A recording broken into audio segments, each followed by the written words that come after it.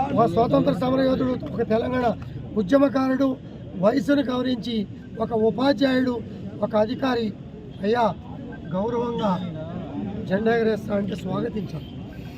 ఒక దుర్మార్గుడు, ఒక బ్రోకర్, ఒక కోవట్ జెండా ఎగరేస్తా అంటే సమాజం ఏ రకంగా చూస్తుందో అదే దృష్టిలో పెట్టుకొని నేను లైవ్లో. సార్, ఇప్పుడు కౌశిక్ రెడ్డి మాట్లాడిన విషయంలో బీఆర్ఎస్ నేతలకు ఏమన్నా మీరు చెప్పారా? కేసీఆర్కో, కేటీఆర్కో, లేకపోతే హరీష్ రావుకో? కొంతమంది చెప్పా, ఇంకా కొంతమంది నేను చెప్తా. అంటే వాళ్ళు మీరు చెప్పిన వాళ్ళ రెస్పాన్స్ ఎట్లుంది సార్? కౌశిక్ రెడ్డి మాట తీరు పెద్ద ఆయనకి మనం చెప్పలేం కదా.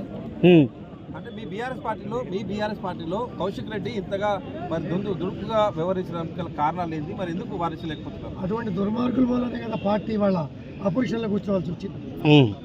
ఇంతకు మీరు పిఎస్సి చైర్మన్ ఎప్పుడు తీసుకుంటారు బాధ్యతలు?